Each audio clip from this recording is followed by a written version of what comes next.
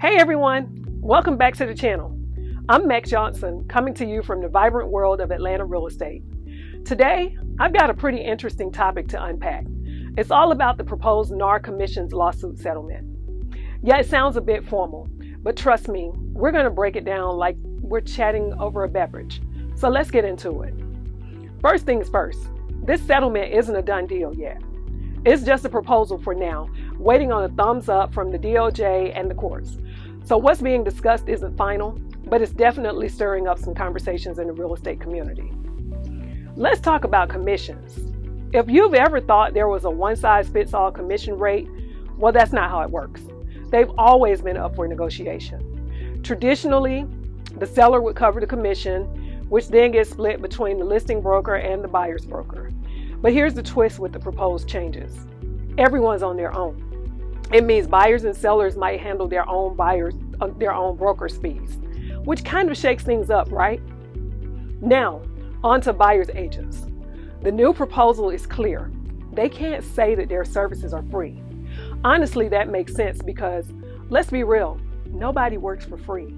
The idea is to make sure buyers know upfront about the brokerage agreement before diving into property viewings. This part is interesting for buyers. When you're paying your agent directly, you'll probably be a little bit more selective, right? It's like choosing a personal trainer. You want the best if you're footing the bill. This could mean fewer folks just picking an agent because they're, say, a friend of a friend. A quick tip for buyers, don't skip out on having your own agent. Even with these changes, leaning only on the listing agent might not get you the best deal because they're really playing for the seller's team. And hey, let's clear up a few rumors.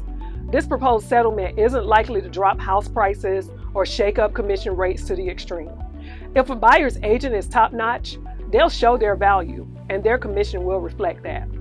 To sum it up, even though sellers might not have to offer a commission to the buyer's agent, doing so could still be a smart move to attract serious buyers.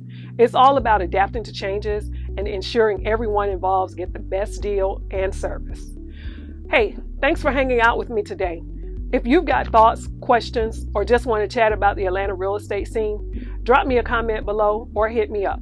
Remember to like and subscribe for more laid-back real estate talks. Catch you next time.